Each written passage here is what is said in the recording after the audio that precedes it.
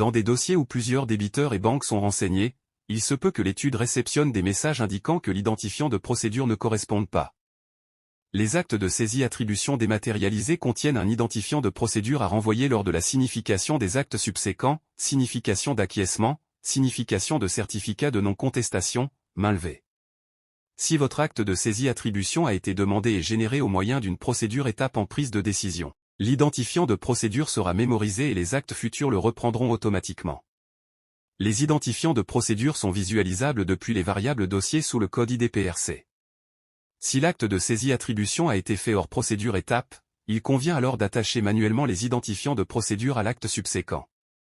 Pour cela, il convient de créer une procédure étape en prise de décision, de sélectionner la banque et le débiteur. Puis dans la seconde fenêtre, de rattacher l'identifiant de procédure correct. L'acte subséquent qui sera alors généré reprendra l'identifiant de procédure qui a été rattaché manuellement et qui est consultable en cliquant sur le bouton « Visualiser les métadonnées ». Il est important et absolument indispensable que la procédure étape créée au moment de l'envoi de la saisie-attribution dématérialisée soit conservée tout au long de la procédure, c'est-à-dire qu'elle ne soit pas supprimée. En cas de suppression, Horus renverra lors de la signification d'un acte subséquent le dernier identifiant de procédure mémorisé qui ne sera pas forcément celui attendu.